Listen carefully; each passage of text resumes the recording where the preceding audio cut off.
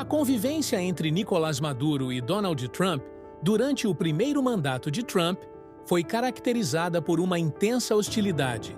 Desde o início, Trump adotou uma postura agressiva contra o governo de Maduro, impondo sanções econômicas e financeiras que restringiram o acesso da Venezuela ao mercado internacional, com o objetivo de pressionar Maduro a deixar o poder. Em 2019, Trump reconheceu o líder da oposição, Juan Guaidó, como presidente interino da Venezuela, aumentando ainda mais a tensão diplomática e isolando o governo de Maduro. Donald Trump con Venezuela, no te metas. Hands off Venezuela. Donald Trump, hands off Venezuela. Essa postura fortaleceu o discurso de Maduro contra os Estados Unidos, reforçando-o como defensor da soberania venezuelana frente ao que chamou de imperialismo americano. Maduro, por sua vez, manteve apoio de aliados estratégicos como Rússia e China, que viam na Venezuela uma importante aliada contra os interesses norte-americanos na região. Apesar das constantes ameaças e da pressão máxima dos Estados Unidos, Maduro permaneceu no poder, consolidando sua posição com o apoio das forças de segurança e de seus aliados internacionais. Trump, mesmo com sua abordagem rígida, não conseguiu enfraquecer Maduro a ponto de provocar uma transição de governo, e a Venezuela continuou a sofrer com uma crise humanitária e econômica agravada pelas sanções. Essa convivência conflituosa entre os dois líderes acabou transformando a Venezuela em um palco de rivalidade geopolítica entre os Estados Unidos e potências rivais, resultando em uma relação distante, sem espaço para diálogo direto e com impactos profundos para a população venezuelana. Com Donald Trump reeleito, o dilema em relação à Venezuela se intensifica, colocando o presidente dos Estados Unidos da América diante de uma decisão complexa entre uma abordagem pragmática ou a continuidade de uma política de força. Durante seu primeiro mandato, Donald Trump adotou uma política de pressão máxima contra o regime de Nicolás Maduro, aplicando sanções econômicas rigorosas e até mesmo insinuando a possibilidade de intervenção militar.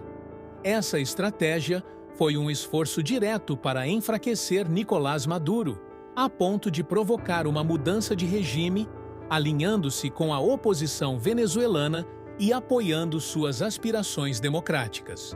Maduro se manteve firme no poder, contando com o suporte de aliados estratégicos como a Federação Russa e a República Popular da China, que também possuem interesses econômicos e geopolíticos significativos na Venezuela. Essa resistência de Nicolás Maduro, apesar da pressão internacional, demonstrou a complexidade da situação e as limitações da política de mão pesada como único recurso para forçar mudanças internas. Agora, em meio a uma crise energética global, o petróleo venezuelano representa uma solução potencial para aliviar os preços de combustível e reduzir a pressão inflacionária nos Estados Unidos da América. Adotar uma política pragmática e negociar com Nicolás Maduro é uma estratégia que poderia atender a interesses econômicos americanos imediatos, mas também envolve um alto custo político para Donald Trump.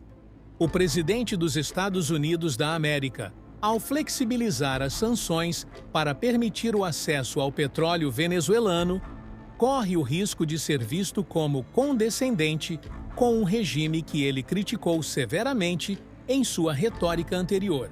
No entanto, ele pode tentar suavizar essa contradição ao condicionar a flexibilização das sanções a concessões democráticas de Nicolás Maduro, como a abertura para eleições mais transparentes e inclusivas.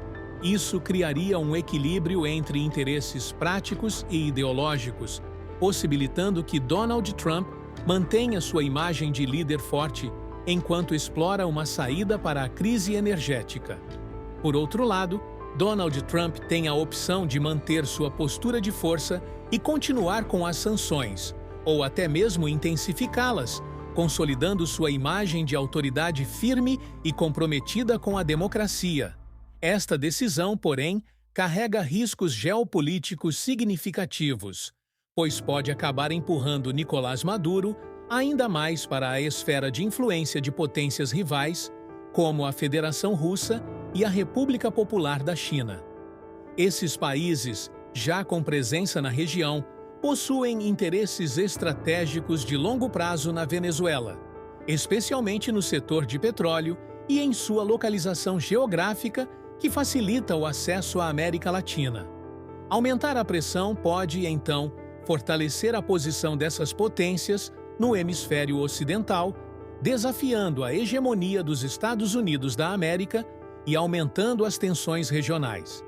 Esse cenário cria uma encruzilhada para Donald Trump: ceder ao pragmatismo para interesses domésticos imediatos ou manter a pressão, com possíveis consequências para a presença americana na América Latina. Por sua vez, Nicolás Maduro demonstra interesse em uma reaproximação com os Estados Unidos da América para aliviar as sanções e recuperação da economia venezuelana, que enfrenta altos índices de inflação, escassez de produtos básicos e uma crise migratória sem precedentes. A reaproximação com os Estados Unidos da América representa para Nicolás Maduro uma oportunidade de aliviar o sofrimento econômico da população e fortalecer sua posição política interna, consolidando sua legitimidade perante os venezuelanos e enfraquecendo a oposição.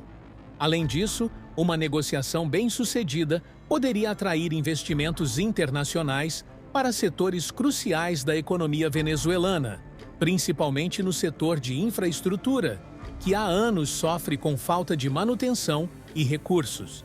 No entanto, Nicolás Maduro deixa claro que qualquer negociação com os Estados Unidos da América não comprometerá a soberania venezuelana, reiterando seu compromisso com a autonomia política do país para não perder o apoio de seus aliados, como a Federação Russa e a República Popular da China, que têm sido fundamentais para a estabilidade de seu governo. Assim, enquanto Donald Trump avalia suas opções, o dilema se mantém: buscar uma solução pragmática e econômica ou manter sua política rígida e ideológica, com implicações profundas para a geopolítica da América Latina e para a estabilidade interna dos dois países.